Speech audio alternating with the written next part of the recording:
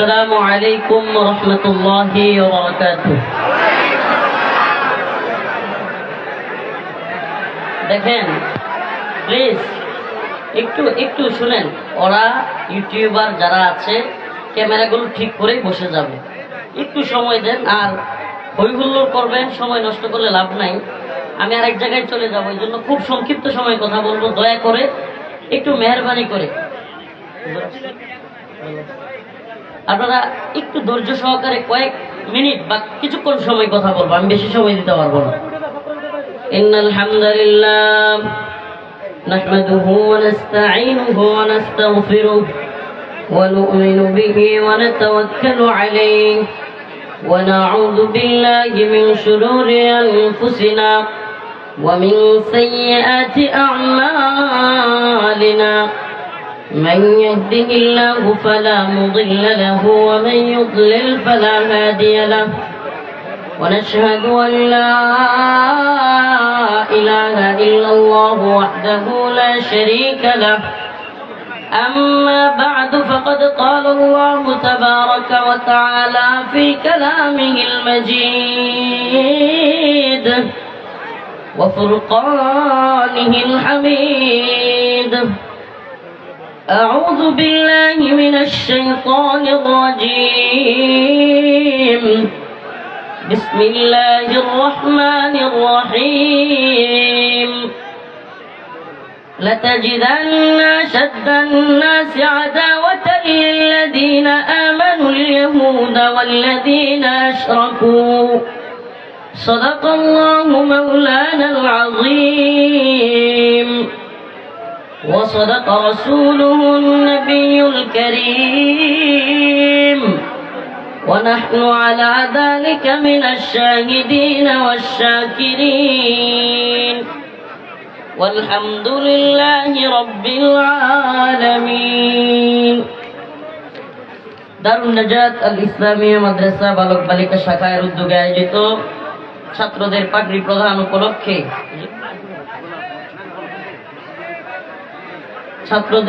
প্রদান উপলক্ষে আমার প্রিয় উস্তাদ মুহতারাম মুফতি আলমগীর বিন শামসুদ্দিন দামাত বারকাতুহুমের আজকের এই আয়োজনের সম্মানিত উলামায়ে কেরাম, মুরব্বিয়ানে আযম, প্রিয় যুবক ভাইরা, স্নেহের ছোট ভাইরা, শ্রদ্ধেয়া মা ও বোনেরা, প্রিয় উপস্থিতি, দয়া করে আপনারা হই হুল্লোড় করবেন না। অনেক লোক হওয়ার কারণে এবং সংকীর্ণ জায়গা, যদিও জায়গাটা মোটামুটি বড়ই, কিন্তু শিল্প এলাকা হওয়ায়, প্রচুর লোক হওয়ায় জায়গা দেওয়া খুবই মুশকিল। দয়া করে আপনারা যে যেভাবে আছেন, এই যে বাবা ঝগড়া না করে যে যেভাবে দাঁড়ায় আছেন, এখানে ঝগড়া করতে আসেন নাই, কোরআন সুন্নাহ থেকে আলেমদের মুখ থেকে কথা শুনতে আসছেন, ঝগড়া করতে এখানে আসেন নাই।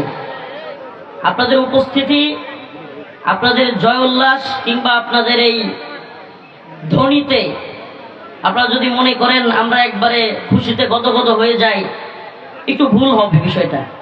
আপনাদের এই ইমানি চেতনা বা জজবা দেখে যেমন খুশি হই, তেমন আফসোসও লাগে যে এই পাশেই ছিলাম, একেবারে পাশে। এই মাইকের আওয়াজ, আমি যেখানে ছিলাম 32টা মাস মাইকের আওয়াজ ওখানে যাচ্ছে। তো আমরা জানি যে দিন শেষে দিনের জন্য জুলুমের শিকার হলে পাশে কেউ থাকে না, এটা আমরা জানি। অতএব আপনাদের এই আয়োজন, আপনাদের এই জজবা কিংবা আপনাদের এই অমুক হুজুর আসছে, অমুক হুজুরের আগমন, এটা যদি আল্লাহর জন্য হয় তাইলে আলহামদুলিল্লাহ, আর যদি ব্যক্তির জন্য হয় ফায়দা নেই, এটা মনে রাখবেন। দীর্ঘদিন এখানে ছিলাম, এখানে শুধু আমি না, বাংলাদেশের সবচেয়ে বড় আলেমরাও এখানে ছিলেন। আমি নাম বললে নামের লিস্টটি বড়, একেবারে অনেক বড় হবে। আল্লাহ পাক যেন নতুন করে আর স্বৈরাচার বা জালেম এদেশে তৈরি না করেন। আমি আয়াতে কারিমা তিলাওয়াত করেছি, খুবই সংক্ষিপ্ত কথা বলবো, কিন্তু চেষ্টা করব কিছু গুরুত্বপূর্ণ কথা বলার জন্য আপনাদের সামনে। উচিত তো অনেক কথা বলা, সোয়েটার ফ্যাক্টরি, গার্মেন্টস ফ্যাক্টরি, এই সব জায়গায় কি কি সমস্যা এবং তার করণীয় কি এসব নিয়ে কথা বলা উচিত, কিন্তু এগুলো নিয়ে কথা বলবার সময় নেই। জাতীয় আন্তর্জাতিক ইস্যুগুলোর কারণে এই সমস্ত বিষয় নিয়ে কথা বলবার সময় পাচ্ছি না। বাকি কথা হবে মা বোনদেরকে পর্দায় রাখা এবং এই শিল্পাঞ্চলগুলোতে গালাগালি, যারা সিনিয়র আছে তাদের জুনিয়রদের প্রতি গালাগালি, এগুলো বন্ধ হওয়া দরকার। এবং মা বোনদের অবাধে চলাচল এবং অবাধে আল্লাহ মাফ করুক যৌন মিলন এবং বিবাহ বহির্ভূত সম্পর্ক, এগুলো বন্ধ হওয়া উচিত। এই দুইটা কথা খুলাসা মুখতাসার কথা বললাম। এই সমস্যাগুলো বেশি শিল্পাঞ্চলগুলোতে। যাই হোক, মূল কথায় ফিরে আসি। যেই কথাগুলো জাতীয় এবং আন্তর্জাতিক, যেই কথাগুলো আমাদের খুবই মনোযোগ সহকারে শোনা এবং জানা উচিত, এবং এই কথাগুলো শুধুমাত্র আপনাদের উদ্দেশ্যেই নয়, এই মিডিয়ার মাধ্যমে আমার গোটা জাতির কাছে পৌঁছানো খুবই জরুরি। কেন জরুরি? আজকে আমরা তথাকথিত গণতান্ত্রিক সেকুলার দলগুলো তো আছেই, অনেক ইসলামিক দলগুলোর কিংবা এই রাষ্ট্রের দায়িত্বশীলদের অনেকদের মধ্যে আমরা প্রকৃতপক্ষে দেশের প্রতি ভালোবাসা কিংবা ইসলাম এবং ঈমানের প্রতি ভালোবাসা খুবই কমই দেখতে পাই। এটা আমি খুব ভালো করে জেনে শুনে এদেশের সকল রাজনৈতিক অরাজনৈতিক বড় ছোট দলগুলোর শীর্ষস্থানীয় নেতৃবৃন্দের সাথে কথা বলে এবং এদের সাথে বসে বুঝে শুনে তারপরে দায়িত্ব নিয়ে আমি কথাগুলো বলছি। বুঝে শুনে বলতেছি, পকেট আর পেটের দান্দা ছাড়া রাজনীতি করা ব্যক্তিদের বড় অভাব এদেশে। জাতীয় আন্তর্জাতিক ষড়যন্ত্রের ব্যাপারে খুবই উদাসীন এরা এক একজন কিভাবে ক্ষমতায় যাওয়া যায় এটার জন্য উঠে পড়ে লেগে আছে। কিন্তু জাতি কোন জায়গায় সবচাইতে বেশি সজাগ থাকা দরকার, জাতিকে ঐক্যবদ্ধ করা দরকার, সেই জায়গাগুলোতে আজকে ঐক্যবদ্ধ না হয়ে আমরা আজকে ঐক্যহীনতায় ভুগতেছি। আজকে যে যার মতো করে স্বার্থ হাসিলের জন্য এক একজন এক এক দিকে ছুটছি, নিজের স্বার্থ হাসিল হয়ে যাচ্ছে তো আলহামদুলিল্লাহ মনে করতেছি দেশ স্বাধীন, আমি আমার স্বার্থ হাসিল করতে পারলাম। কিন্তু এ ভূখণ্ডের উপরে সাম্রাজ্যবাদী মার্কিনীদের থাবা অব্যাহত আছে সাম্রাজ্যবাদী নব্য সাম্রাজ্যবাদী হিন্দুত্ববাদী তাগুতি শক্তির বিভিন্ন ধরনের সাম্রাজ্যবাদীরা আজকে আমার বাংলাদেশে এই হাসিনা পরবর্তী সময়ে একটা দৃষ্টিকে নিক্ষেপ করেছে। এখান থেকে তাদের কি স্বার্থ হাসিল করা যায়? আপনারা অনেকেই খবর নিচ্ছেন কিনা জানি না, পার্বত্য চট্টগ্রামের অবস্থা খুবই ভয়াবহ, এই ভূখণ্ডের অবস্থা খুবই ভয়াবহ। পার্বত্য চট্টগ্রাম আজকে মুসলিম কিংবা বাঙালিদের অবাধে বিচরণের জায়গা খুবই সংকীর্ণ হয়ে আসতেছে। পার্বত্য চট্টগ্রামে আজকে বিভিন্ন ক্ষুদ্রনী গোষ্ঠীর আড়ালে আজকে খ্রিস্টান মিশনারির অবাধে বিচরণ চলতেছে। খ্রিস্টান মিশনারিরা বাংলাদেশের এই ভূখণ্ডকে খ্রিস্টান রাষ্ট্র বানানোর নীল নকশা তৈরি করতেছে। এদিকে একই দিনে পার্বত্য চট্টগ্রামে গোলাগুলি, আবার বাইতুল মুকাররমে স্বৈরাচারের দালাল একজন বুজুর্গ আলেমের সন্তান আজকে এই লোক নিজের খতিবগিরির আশায়, নিজের খতিবগিরির লোভে আজকে বাংলাদেশের সবচাইতে বড় এবং প্রসিদ্ধ জাতীয় মসজিদকে কলঙ্কিত করেছে, আলেমদেরকে কলঙ্কিত করেছে। আমি এই কথাগুলোকে এক সূত্রে আবদ্ধ করার জন্য আপনাদের সামনে কথাগুলো বলতেছি। এক সময়ে পার্বত্য চট্টগ্রামে গোলাগুলি, আবার বাইতুল মুকাররম মসজিদের মধ্যে খতিবগিরি নিয়ে হামলা, এবং একই সময়ে ঠিক ক্ষুদ্রনী গোষ্ঠীর জনগণ বিক্ষুব্ধ হয়ে রাজপথে নেমে আসা। আপনারা এই চক্রান্ত বুঝতেছেন না। প্রিয় ভাই, স্লোগান একটু পড়ে কথাগুলো মনোযোগ সহকারে শোনার চেষ্টা করেন। একই সময়ে পার্বত্য চট্টগ্রামে গোলাগুলি, একই সময়ে বাইতুল মুকাররমে খতিবগিরি নিয়ে মারামারি, রাস্তায় নেমে আসা, তারা আন্দোলন মুখর হয়ে যাওয়া, এবং তারা শান্তি চায় কিন্তু সেনা মোতায়েন চায় না। আশ্চর্য বিষয়, শান্তি চায় কিন্তু কি চায় না? সেনা মোতায়েন চায় না। এই ধরনের কথা বলে ওই জায়গাটাকে আমার আপনার ইসলামের ভূমি এই ভূখণ্ড থেকে পৃথক করবার যেই ষড়যন্ত্র চলছে, আজকে আমরা সেই ব্যাপারে খবরই নেই। যেই ব্যাপারে আমাদের দৃষ্টি নিবদ্ধ রাখার কথা ছিল, যেটা আল্লাহ রাব্বুল আলামিন নিজে করে শত শত বছর আগে জানিয়ে দিয়েছেন, لتجدن أشد الناس عداوة للذين آمنوا اليهود والذين أشركوا لتجدن أشد الناس عداوة للذين آمنوا اليهود والذين أشركوا। আল্লাহ পাক সুস্পষ্ট বলেছেন, তোমরা মানুষদের মধ্যে সবচাইতে বেশি মুসলিমদের, মুমিনদের শত্রু হিসেবে আদাওয়াত, শত্রুতা পাবে। আশাদ্দান নাস আদাওয়াতাল লিল্লাযিনা আমানুল ইয়াহুদ ওয়াল্লাযিনা আশরাকু। এদের এক দলের নাম হলো ইহুদি, আরেক দলের নাম হলো মুশরিক। একটু ধৈর্য সহকারে একটু মিলাই দিবা। ফিলিস্তিনের মুসলমানদের উপর ভয়াবহ নির্যাতন করতেছে এই লোকগুলো কারা? ইহুদি। গোটা পৃথিবীতে সবচেয়ে বেশি মুসলিমরা নির্যাতিত দুইটা অংশে, একটা ফিলিস্তিন আর একটা কাশ্মীর। তো বলেন, কাশ্মীরে নির্যাতন করতেছে কারা? মুশরিক। আর ফিলিস্তিনে নির্যাতন করতেছে কারা? ইহুদি।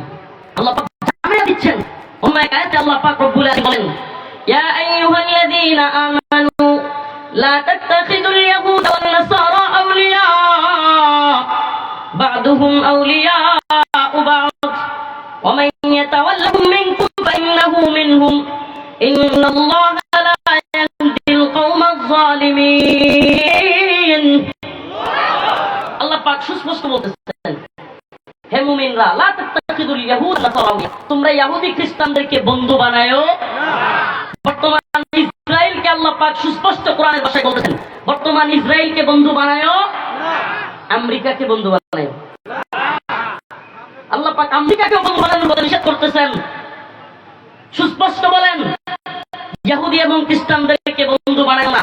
আর যদি তোমরা মনে করো তোমরা ইসলামিক রাজনীতি করো, আমেরিকা তোমাদের প্রতি খুশি, তোমরা খুব খুশি হয়ে গেছো, আমেরিকা আমাদেরকে দেখতে পায়, তাইলে মনে রাখবা আল্লাহ পাকের আয়াতের কথা শোনো, ইয়াহুদু ওয়ালা নাসারা হাত্তা তাত্তাখিযা মিল্লাতাহুম ওয়ালান তারদা আনকা ইয়াহুদ ওয়ালা নাসারা। ইহুদি খ্রিস্টানরা কখনোই তোমাদের প্রতি রাজি খুশি হবে না, হাত্তা তাত্তাবিআ মিল্লাতাহুম, যতক্ষণ না তোমরা তাদের দলের মতো হয়ে যাবে। আমাদের জন্য নিরাপদ, তখনই এরা ভাই মুসলিমদের বন্ধু হতে পারে না। এই হিন্দুত্ববাদীদের প্রতিরক্ষা মন্ত্রী আজকে হুমকি দেয় যে বাংলাদেশের ব্যাপারে আমাদেরকে, আমরা সেনাবাহিনীকে বলেছি বাংলাদেশের ব্যাপারে সতর্ক অবস্থান রাখার জন্য, যুদ্ধের জন্য প্রস্তুত থাকার জন্য। আপনি কল্পনা করতে পারেন তারা আমাদেরকে হুমকি দেয়, ধমকি দেয়। আপনি দেখবেন যখনই ভারতের সরকারের দায়িত্বশীল কেউ হুমকি ধমকি দেয়, আপনারা দেখবেন আমাদের দেশের রাজনৈতিক দলের নেতাদের কণ্ঠ একটু পরিবর্তন হয়ে যায়। এটাতে কি প্রমাণ করে? এটাই প্রমাণ করে এই রাজনৈতিক দলগুলোর নেতারা ভারতকে মোকাবেলা করার মতো ঈমানি হিম্মত রাখে না। মনে রাখবেন, এটা মুসলিমদের ভূখণ্ড। আল্লাহ পাক যেখানে বলেছেন, কাম মিন ফিয়াতিন কালিলা গালাবাত ফিয়াতান কাসীরাতান বিইذনিল্লাহ, আল্লাহ পাক বলেছেন যদি ঈমানি শক্তিতে বলিয়ান হয়, আল্লাহর রাস্তা এবং বিশ্বাসে বলিয়ান হয়, ছোট্ট দল কেউ আমি আল্লাহ গালাবাত ফিয়াতান কাসীরাতান বিইذনিল্লাহ, বড় বড় দলের বিরুদ্ধে আমি আল্লাহ বিজয় দান করেছি। তাহলে আমাদের ভয় কিসের? আমাদের ভয় পাওয়ার কারণ আছে? কথা বলেন, ভয় পাওয়ার কারণ আছে? আমাদের পররাষ্ট্রনীতি, কূটনীতি সব আমরা বুঝি, কিন্তু ইসলাম প্রশ্নে, ঈমান প্রশ্নে, রাসূলুল্লাহ সাল্লাল্লাহু আলাইহি ওয়াসাল্লামের আদর্শের প্রশ্নে আমরা আপোষ করতে রাজি নই। আমরা আবারও বলছি, বাণিজ্যিক সম্পর্ক প্রতিবেশী আছে, উল্টায় ফেলা সম্ভব না। প্রতিবেশী আছে, কি করা সম্ভব না? প্রতিবেশীকে চেঞ্জ করা এত সহজ না। প্রতিবেশী আছে, প্রতিবেশীর সাথে বাণিজ্যিক সম্পর্ক থাকবে, কোনো সমস্যা নাই। আঞ্চলিক ভাবে সম্পর্ক থাকবে, সমস্যা নাই। কিন্তু মনে রাখবেন, প্রতিবেশী যেন প্রভু হয়ে না দাঁড়ায়। আমরা আগেও বলেছি, ৭১-এ মুক্তিযুদ্ধ হয়েছিল। কেন হয়েছিল? পাকিস্তানি বাহিনী বাংলাদেশের মুসলিমদের উপর কিংবা বাংলাদেশের জনগণের উপর নির্যাতন করেছিল, তাই তো? তো পাকিস্তানিদেরকে এদেশের মানুষ পাকিস্তানের প্রভুত্ব মানে নাই, পাকিস্তানের দেশের মানুষের উপর জুলুম করেছিল, মানে নাই। ১৫-১৬ বছর কিংবা বলতে পারেন বিগত বাংলাদেশ স্বাধীন হওয়ার পর থেকে ৫০-৫২ বছর ভারত আমাদের উপরে প্রভু হিসেবে বসেছিল। নাউজুবিল্লাহ। যদিও ইমানদারদের প্রভু নয়, এগুলো হলো তথাকথিত ভারতের চাপায়া দেওয়া কিছু পুতুল সরকারের প্রভু। আমাদের প্রভু আল্লাহ। আমাদের প্রভু কে? আমাদের প্রভু আল্লাহ। কিন্তু এদের প্রভু হিসেবে বসেছিল। সুবহানাল্লাহি ওয়া বিহামদিহি। তরুণ যুবকরা জাগ্রত হয়ে ২০২৪ সালের ৫ই আগস্ট হাসিনার পতনের মধ্য দিয়ে জানায় দিয়েছে, এদেশ পাকিস্তানের প্রভুত্ব মানে নাই, ভারতের প্রভুত্ব মানবে না। কিন্তু যদি নতুন করে ভারত গেল, পাকিস্তান গেল, আমেরিকা যদি প্রভু সাজবার চায়, এদেশের মুসলমান কি ওইটা মানে নিবে? এটা মানে নিবে? আমেরিকা যদি স্বপ্ন দেখে যে বাংলাদেশে এখন আমরা আধিপত্য বিস্তার করব এবং বাংলাদেশের বর্তমান সরকার আমাদের পক্ষে থাকবে এবং তাদেরকে দিয়ে আমরা যা তা করব, মনে রাখবেন, আমি এই ২০২৪ সালে হাসিনা পতনের মধ্য দিয়ে যতটুকু খুশি হয়েছি, তার চাইতেও অনেক বেশি আমার ভালো লেগেছে এবং খুশি হয়েছি। হাসিনা যাওয়ার চাইতেও বেশি খুশি হয়েছি এই বাংলাদেশের যুবক তরুণেরা বন্দুকের নলার সামনে বুক পাতে দিতে শিখছে। এটা আমার কাছে অনেক ভালো লেগেছে। এটা আমাদেরকে ঈমানি চেতনাকে আরো বেগবান করবার শিক্ষা দেয় এবং এই বুলেটের সামনে পরোয়া না করবার যে শিক্ষা, এটা আমাদেরকে বলে দেয় আগামী দিনে বাংলাদেশে পাকিস্তানের দালালি যেমনিভাবে চলে নাই, ভারতের দালালি যেমনিভাবে টিকে নাই, আমেরিকা কিংবা কোন সাম্রাজ্যবাদের দালালি এদেশে টিকতে পারে না। ক্ষমতার বাগবাটোয়ারা করবেন, আমরা ক্ষমতার পাগল নই। আমাদের একটাই আশা, আমাদের একটাই স্বপ্ন, এলায়ে কালিমাতুল্লাহ। আমাদের স্বপ্ন একটাই। এই তন্ত্রমন্ত্র দিয়ে আমরা কোনো আশা দেখি না। আমরা জানি হাসিনা সরকারের অধীনে এই জাতি যেমনিভাবে হতাশ হয়েছে, আমরা এটাও জানি এই সরকার দিয়েও মানুষ হতাশ হবে, তারপরে সরকার দিয়েও মানুষ হতাশ হবে। কারণ তন্ত্রমন্ত্রের সরকার দিয়ে ন্যায় ইনসাফ প্রতিষ্ঠা হতে পারে না। এটা লিখে রাখেন, লিখে রাখেন। কোরআন সুন্নাহ অনুযায়ী রাষ্ট্র ব্যবস্থা ব্যতীত, ইসলামী খিলাফত ব্যতীত, ইসলামী শরিয়া ব্যতীত মুসলমানদের শান্তি প্রতিষ্ঠা হতে পারে না। এটা লিখে রাখেন। তো আমরা জানি, কিন্তু আমরা হতাশ হবার নই, আমরা হতাশ হবার নই। আমরা তো বলতে চাই, এদেশে যদি কেউ মাও সেতুংয়ের মতবাদের স্বপ্ন দেখে, লেনিনের মতবাদের স্বপ্ন দেখে, এদেশে যদি কেউ আব্রাহাম লিঙ্কনের মতবাদের প্রতিষ্ঠার স্বপ্ন দেখে, তবে আমরাও খিলাফার স্বপ্ন দেখি, আমরা শরিয়ার স্বপ্ন দেখি। তুমি তোমারটা যদি বলতে পারো, আমি আমারটা কেন বলতে পারবো?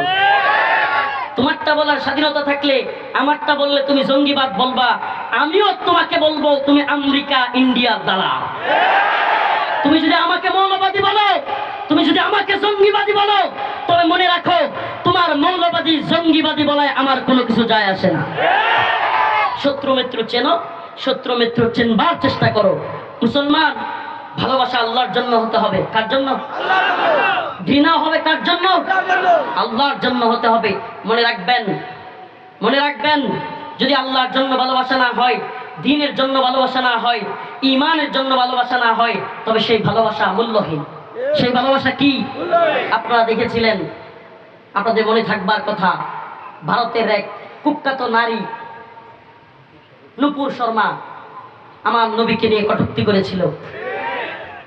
বাংলাদেশের কোনো একটা থানায় আওয়ামী লীগ, ছাত্রলীগ, যুবলীগ বলতে পারবেন, দেখাতে পারবেন একটা থানার ইউনিট নুপুর শর্মা ইস্যুতে আন্দোলন করছে? করেছিল? করেছিল? করে নাই। কিন্তু ফিলিস্তিনে যখন ইসরায়েলের হামলা করলো, ছাত্রলীগের ব্যানার নিয়ে ফিলিস্তিনের পক্ষে নেমে গেল। রাজনীতি বুঝেন? কারণ কি? কারণ হাসিনা সরকারকে আমেরিকা ফেলতে চাচ্ছে। কারা? এখন ইসরায়েলের পক্ষ নিয়েছে আমেরিকা। দুয়ে দুয়ে সাইড মিলাইতেছি, বুঝতেছেন? মানে ইসরায়েলের পক্ষ নিছে কারা? আমেরিকা। এখন ফিলিস্তিনের পক্ষ যদি আমরা নেই, আমরা কার বিপক্ষে গেলাম? আমেরিকার বিরুদ্ধে। কথা বুঝছেন নি? রাজনীতিটা কি সূক্ষ্মভাবে করছে? এটা কি ফিলিস্তিনের মুসলমানদের দরদ, নাকি ইসরায়েল এবং আমেরিকার বিরুদ্ধে যাওয়া? যদি প্রকৃত দরদ থাকতো, ইমানের প্রতি, রসুলের প্রতি ভালোবাসা থাকতো, তাহলে রসুলকে যে কটূক্তি করেছে তার বিরুদ্ধে অবস্থান নিত কি নিত না? ভারতের হওয়ার কারণে তাদের নেতারা বলে দিয়েছে সাবধান, ভারত ইস্যুতে আন্দোলনে নামা যাবে না। তাদের এক কুখ্যাত আব্দুস শয়তান, এটার নাম আব্দুল মুমিন, কিন্তু আমি বলি এটা আব্দুস শয়তান। মনে আছে পররাষ্ট্রমন্ত্রী আব্দুস শয়তানের নাম মনে আছে? এই আব্দুস শয়তান ভয়ঙ্কর একটা কথা বলেছিল।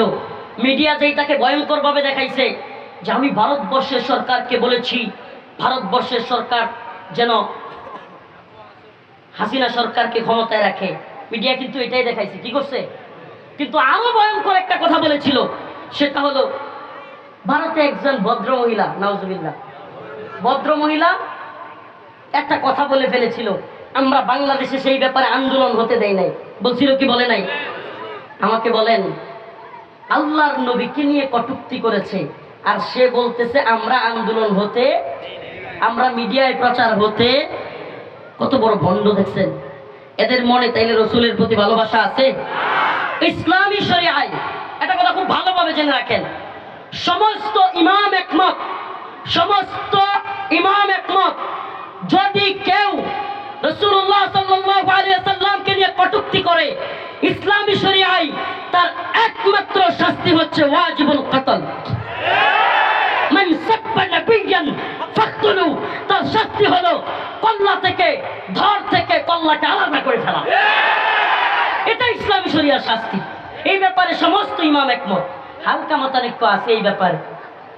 যদি তওবা করে, কোন কোন ইমাম বলেন তওবা করলেও তার তওবা কবুল করা হবে না। আল্লাহ পাক আখিরাতে তাকে তওবা কবুল করে ক্ষমা করে দিতে পারেন, এটা আল্লাহর ইচ্ছা, কিন্তু দুনিয়ায় তার তওবা কবুল করা হবে না। তাইলে আল্লাহর নবীকে কটূক্তি করেছে, এর চাইতে বড় ইস্যু কি হইতে পারে? আমরা রাজনীতি বুঝি, আবারও বলতেছি পররাষ্ট্রনীতিও বুঝি, আমরা বিশ্ব কি বলবে, বৈশ্বিক পরিস্থিতি কি, বিশ্ব মরলরা কি বলবে, এগুলো সব জানি। কিন্তু রসুলকে নিয়ে কেউ কথা বললে, কটূক্তি করলে, তখন রাজনীতি, অর্থনীতি, বহির্বিশ্ব এগুলো তাকায় দেখবার সময় আমাদের থাকে না। রসুলের ভালোবাসায় আজকে অনেকের খবরই নাই।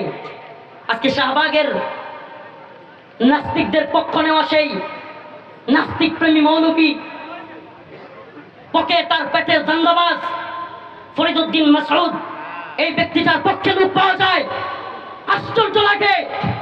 অথচ ইমানের দাবিতে রাসূলুল্লাহ সাল্লাল্লাহু আলাইহি ওয়াসাল্লামের ভালোবাসায় ব্লগার রাজীব, অভিজিৎ রায়, ফয়সাল আরিফিন দীপন, ওয়াসিকুর রহমান বাবু সহ 13 সালে একের পর এক নবীকে নিয়ে কটূক্তিকারী এই নাস্তিক শাতেমগুলো যখন রসুলকে নিয়ে কটূক্তি করতেছিল, গালি দিতেছিল, আম্মাজানদের চরিত্র হানি করতেছিল, আমার কিছু ভাইরা তাদের বিরুদ্ধে দাঁড়ায় গেল, তাদের বিরুদ্ধে প্রতিবাদ করলো, ফেসবুক অনলাইনে লেখালেখি করলো। আজকে হাসিনা তো চলে গেল, কিন্তু আজও পর্যন্ত আমার সেই শাতেম বিরোধী ভাইগুলো, আমার সেই ইশকে নবীর দাবিতে আশিকে রাসূলগুলো এখনো এখানে বন্দী অবস্থায় বছরকে বছর পড়ে আছে।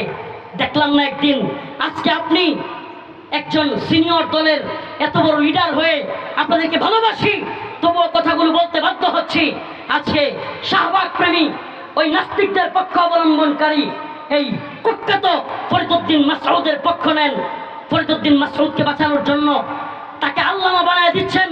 এই ব্যক্তিটা আল্লামা সাইদি রাহিমাহুল্লাহর ফাঁসি দাবি করেছিল। এই সেই কুখ্যাত ব্যক্তি। মনে আছে আপনাদের? শাহবাগে গিয়া আল্লামা সাইদি রহিমাহুল্লাহ, যেই মানুষটা মাজলুম, তার বিরুদ্ধে ফাঁসির দাবি করা ফরিদউদ্দিন মাসুদের পক্ষ নেন। ফরিদউদ্দিন মাসুদের পক্ষ নিয়া তালই পরিচয় দিয়া থানা ঘেরাও করবেন, তারপরে বলেন যারা ফরিদউদ্দিন মাসুদের বিরুদ্ধে তারা নাকি ইসলাম বিদ্বেষী। নাউজুবিল্লাহ। আরে ফরিদউদ্দিন মাসুদ নিজেই তো ইসলাম বিদ্বেষী। যে ব্যক্তি আল্লামা সাইদি রহিমাহুল্লাহর ফাঁসি দাবি করে, যে ব্যক্তি 1 লক্ষ মুফতির ফতোয়া তৈরি করে জিহাদের বিরুদ্ধে অবস্থান নেয়, এ ব্যক্তি নিজের ঈমান নিয়েই তো টানা থাকে। আর সেই ব্যক্তিকে নিয়ে আজকে এত বড় জজবা দেখান, হুঙ্কার দেখান, অথচ ইশক নবীর দাবিতে আল্লাহ কসম আল্লাহর কোন পীর, কোন মুফতি, কোন শাইখুল হাদিস, কোন বড় বড় আলেম আল্লাহর কাছে জবাব দিতে পারবে না। ইশকে নবীর দাবিতে বছরকে বছর কারাবন্দী অবস্থায় আমার ভাই আরাফাত, আমার ভাই সাইমুম, আমার ভাই আব্দুস সবুর, আমার ভাই আরিফ সহ আমার ভাই আসাদ, কতগুলো নাম বলবো। কারাগারে যখন ছিলাম বিভিন্ন সময় কোর্টে যেতাম, কোর্টের গাড়িতে ওই প্রিজন ভ্যানের মধ্যে দেখা হইতো আল্লাহ এক একটা যেন জান্নাতি যুবক, এক একটা যেন জান্নাতি যুবক। উম্মার প্রতি তাদের ফিকির, এক একটার 1টা 2টা 3টা করে ফাঁসি লেগে আছে, অথচ এদের মনের ভিতরে উম্মার প্রতি যে দরদ দেখেছি, আলেমদের প্রতি যে ভালোবাসা দেখেছি, দেশ এবং দেশের অবস্থান নিয়ে ওদের ফাঁসি বাদ দিয়া যে চিন্তা দেখেছি, সেই ভাইগুলো কারাগারে পড়ে আছে। কোথায়? একদিন তো আপনাদের ইশকে নবীর দাবিতে হুঙ্কার দেখলাম না। কষ্ট লাগে, আপনাদেরকে ভালোবাসি। আল্লাহ যে যেই পথে কাজ করতেছেন, যে দলেরই হন, আপনাদেরকে ভালোবাসি। আপনারা বুঝেন না, অনেকেই দল করেন, মনে করেন হুজুররা মনে হয় এই দলের বিরুদ্ধে। আল্লাহি দলের পক্ষে বিপক্ষে অবস্থান নেওয়া আমাদের জন্য কাজ নয়। আমরা চাই উম্মাহ ঐক্যবদ্ধ হোক, কিন্তু যখন দেখি শাহবাগের কুখ্যাত মৌলবীর পক্ষ নিয়ে থানা ঘেরাও করবো, তারপরে বলে যারা তার বিরুদ্ধে যায় ইসলামের বিদ্বেষী, তখন অন্তরে কষ্ট লাগে। আমি চাই এই জরুন কোনাভাইয়ের এই প্রোগ্রাম থেকে আমার আওয়াজ হয়তো কারাগারেও যাচ্ছে, যেখানে দীর্ঘ 32টা মাস কাটিয়ে দিয়েছিলাম। যদি চাই এই আওয়াজ ছড়ায় পড়ুক সবার অন্তরে ইশকে নবীর দাবিতে। আজকে আমাদের ভাইগুলো দীর্ঘদিন যাবৎ বন্দী। বহির্বিশ্বের ধ্বজাধারীরা ভারতের চাপে, বহির্বিশ্বের চাপে আমাদের দেশে যেই সরকারি আসে, এই ভাইগুলোর জামিনের ব্যবস্থা করতে চায় না। আমাদের দাবি হলো এই ভাইগুলোকে দ্রুত মুক্তি দেওয়া হোক। চান আপনারা? চান? হে মুসলিম উম্মাহ, ইশকে নবীর দাবিতে আওয়াজ তুলো। ইশকে নবীর দাবিতে যারা কারাগারে আছে, প্রত্যেকটা মুমিন মারতে মুজাহিদের জামিন দিতে হবে। রাজি আছো তো ইনশাআল্লাহ? প্রতিবাদ হোক করে করে। ইশকে নবীর দাবিতে ফয়সাল আরিফিন দীপন হত্যা মামলায় একটা ভাইও কারাগারে থাকতে পারবে না। ব্লগার রাজীব হত্যা মামলায় একটা ভাইও কারাগারে থাকতে পারবে না। এই আওয়াজ আমাদের তুলতে হবে। এই আওয়াজ প্রত্যেকটা মুমিনের ঘরে ঘরে পৌঁছে দিতে হবে। এই আওয়াজ বাংলার ঘরে ঘরে পৌঁছে দিতে হবে। আমরা চাই যে সরকারি আসুক, এই ভাইদের দ্রুত মুক্তির ব্যবস্থা করে। প্রিয় হাজিরিন, প্রিয় হাজিরিন, হিন্দুত্ববাদী চক্র, ইহুদিবাদী চক্র, খ্রিস্টীয় চক্র, সব চক্র মিলে ষড়যন্ত্র চলতেছে। সাবধান, চোখ কান খোলা রাখতে হবে। প্রিয় মুসলিম যুবক, তোমাদেরকে বলি আমরা ফেসবুকে লেখালেখি করি দাওয়া এবং জিহাদের পক্ষে। এজন্য কিছু ভাইরা গণতন্ত্রকামী, এদেরকে আমি অবুঝ দিনী ভাই মনে করি। আমি এরা অনেক সময় দিনের পক্ষে থাকা মর্দে মুজাহিদ, কারাগারে রিমান্ডে নির্যাতনের শিকার হওয়া আলেমদের বিরুদ্ধেও কলম ধরতে এদের হাত কাঁপে না। এরা মনে করে এই তন্ত্র মন্ত্র দিয়া দিন বিজয়ী হয়ে যাবে, দিন প্রতিষ্ঠা করে ফেলবে। করেন না চেষ্টা তো পৃথিবীর শুরু লগ্ন থেকে আজ পর্যন্ত হলো। 1 ইঞ্চি ভূমিতে কি এই তন্ত্র মন্ত্র দিয়া দিন বিজয় হয়েছে? আরে বুন্দা না, আব্রাহাম লিঙ্কন, জর্জ রসু, এরা আপনাদের মতো বুদাই না। এরা গণতন্ত্র প্রতিষ্ঠাই করছে সেকুলাররা ক্ষমতায় যাওয়ার জন্য। এরা ইসলামিক দল ক্ষমতায় যাওয়ার জন্য গণতন্ত্র প্রতিষ্ঠা করে না। এটা মনে রাখবেন। আজ হোক কাল আপনারা ফিরে আসবেন, আমরা জানি হতাশ হয়ে ফিরে আসবেন। তন্ত্রমন্ত্র দিয়ে হয় না। আরে মিশরে মুরসি ক্ষমতায় আসছিল, 10 দিনও কয়েকদিনও টিকতে পারে নাই, মুরসির কুরসি চলে গেছে। কেন? দিন প্রতিষ্ঠা করার চেষ্টা করলেই এই বহির্বিশ্ব নামদারি ভণ্ডরা আপনাকে বাধা দিবেই। আপনি তন্ত্রমন্ত্র দিয়ে দিন বিজয়ী করতে পারবেন না, এ সম্ভব না। দাওয়া এবং জিহাদের মাধ্যমে আফগান বিজয় হয়েছে, হয়েছে কি হয় নাই? সোভিয়েত রাশিয়া কি পাওয়ারফুল! একসময় বলা হয়তো সোভিয়েতের সূর্য অস্ত যায়, কি যায় না, এত বিশাল ছিল সোভিয়েত। বলেন আফগানে মোল্লাদের উপর আক্রমণ চালানোর পর নাকে খত দিয়া রাশিয়া পালাইছিল কি পালাই না? নাকে খত দিয়া পালাইতে হয়েছে। সুবহানাল্লাহ। শুধু তাই না, নেটো যখন আসলো, আরে Britain, America, France, Germany, Netherland, Italy সব রাষ্ট্রকে নিয়ে 48টা রাষ্ট্র নিয়ে নেটো গঠন কইরা আফগানে আসলো। সুবহানাল্লাহ। মোল্লাদেরকে হারাইতে তো পারেই নাই, উল্টা নাকে খত দিয়া 2021 সালের আগস্টে 15 আগস্ট বিদায় নিছে। মনে আছে? পথ এটাই ভাই, পথ এটাই। আল্লাহ রসুলের পথ, কোরআন সুন্নাহর পথ, দাওয়া এবং জিহাদের পথ। কে জঙ্গি বললো, মৌলবাদী বললো? আরে ভাই, নেতানিয়াহু ভুটের ভাষা বুঝে না, এই মোদি ভুটের ভাষা, সিলের ভাষা বুঝে না, এরা বুঝে তরবারির ভাষা। এই নেতানিয়াহু, এই হিন্দুত্ববাদী তাগুতি মোদি সরকার, এই সমস্ত জালেমদেরকে থামাতে হলে অবশ্যই আমাদেরকে অস্ত্রের ভাষায় বোঝাতে হবে। আমি তো বলি দায়িত্বশীলদেরকে, যুবকদেরকে বলি, প্রস্তুতি নাও, প্রস্তুতি নাও। আমরা ফেসবুকে কেন বলি? ফেসবুক একটা বিরাট বড় প্ল্যাটফর্ম। যারা আমাদেরকে ফেসবুকের মুজাহিদ বলো, তাদেরকে বলি ভাই তুমি বুকার স্বর্গে বাস করো। জালেমরা হঠাৎ করে আন্দোলন চাঙ্গা হইলেই ফেসবুক বন্ধ করে দিত না। কেন ফেসবুক বন্ধ করে দেয়? কেন ফেসবুক বন্ধ করে দেয়? কারণ ফেসবুক একটা বিরাট বড় প্ল্যাটফর্ম। এখানে আন্দোলন চাঙ্গা হলেই অফলাইনেও, রাজপথেও আন্দোলন কি হয়ে যায়? চাঙ্গা হয়ে যায়। তুমি আমাকে ফেসবুকের মুজাহিদ বলো, মনে রাখবা ফেসবুক একটা বিরাট বড় দাওয়াতি প্ল্যাটফর্ম। ফেসবুকে তুমি গণতন্ত্রের কথা বলো, আমি জিহাদের কথা বললে তোমার গায়ে জ্বলে কেন? তুমি কি জিহাদ পছন্দ করো? তাহলে তো তুমি কোরআনকেও পছন্দ করো। কোরআনের শত শত আয়াত জিহাদের। আমরা ফেসবুকেও দাওয়াত এবং জিহাদের দাওয়াত দিয়ে যাব। কেন? কারণ হিন্দুত্ববাদী ভারত অস্ত্র নিয়ে বসে আছে, আমরা বুটের সিল দিয়ে ওদেরকে হারাতে পারবো না। যদি প্রয়োজন হয় বাংলার যুবকদেরকে নিয়ে অস্ত্র নিয়ে ভারতের বিরুদ্ধে নেমে যেতে হবে ইনশাআল্লাহ। রাজি আছো তো ইনশাআল্লাহ? হে মর্দে মুজাহিদ, মুসলিম যুবকদের পেটের বুড়ি থাকবে না। হে মুসলমান, অস্ত্রের ট্রেনিং দিতে না পারো, শারীরিক ট্রেনিং দেওয়া শুরু করো। ওপেন বলে যাচ্ছি, ওপেন। এজন্য কি হবে পরোয়া করি না। এই হিন্দুত্ববাদী তাগুতি ব্রাহ্মণ্যবাদীদের বিরুদ্ধে মুসলিমদের একটা গাজওয়া হবে, জিহাদ হবে। এটা আমার মুখের কথা নয়, রাসূলের বাণী। ইসাবাতান মিন উম্মতি আহরাজাহুমুল্লাহু মিনান নার, ইসাবাতুন তাকজুল হিন্দা ওয়া ইসাবাতু মা ঈসা ইবনে মারইয়াম। রাসূল বলে গিয়েছেন, হিন্দুত্ববাদী ব্রাহ্মণ্যবাদী তাগুতি শক্তির বিরুদ্ধে মুসলিমদের একটা যুদ্ধ হবে, গাজওয়াতুল হিন্দ আসন্ন। হও মুসলিম যুবক, তৈরি হও। রাসূল বলে গিয়েছেন, সেই যুদ্ধে হিন্দুত্ববাদীরা পরাজিত হবে। শুধু পরাজিতই হবে না, মুসলিম যুবকরা হিন্দুত্ববাদী নেতাদের কল্লা ধরে ধরে টেনে হিচড়ে বাইতুল মাকদিসের দিকে নিয়ে যাবে ইনশাআল্লাহ। তৈরি আছো তো ইনশাআল্লাহ? আমরা সেই দাওয়াত এবং জিহাদের পক্ষে কাজ করি। আমি তো বলি যুবকদের এখন থেকে ট্রেনিং দেওয়া দরকার। ওরা আমাদেরকে ভয় দেখাবে, আমরাও তৈরি থাকবো, ইমানি বলে বলিয়ান হব। আবারও বলি যেই জাতি বুলেটের সামনে দাঁড়াতে শিখে গেছে, সেই জাতিকে ভয় দেখায় আল্লাহ নেই। আল্লাহ পাক আমাদের সবাইকে কোরআন সুন্নাহ অনুযায়ী দাওয়াত এবং জিহাদের পথে পরিচালিত করুন। সবাই বলেন আমিন। এরপরে আরো আলোচক রয়েছেন বাংলাদেশের একজন বিখ্যাত কারি, আমার খুব ভালো লাগে যার তিলাওয়াত, প্রিয় আসাদ ভাই আসছেন আজকে আপনাদের সামনে। আছেন প্রিয় কারি সাইদুল ইসলাম আসাদ ভাইয়ের কথা শুনে, তিলাওয়াত শুনে তারপরে যাবেন ইনশাআল্লাহ। যে কয়েকটা কথা বললাম, এ জাতির বিরুদ্ধে ষড়যন্ত্র হচ্ছে, এই ষড়যন্ত্রের বিরুদ্ধে আমাদেরকে ঐক্যবদ্ধ থাকতে হবে। আমরা আমাদের 1 ইঞ্চি ভূখণ্ড ছেড়ে দিব না।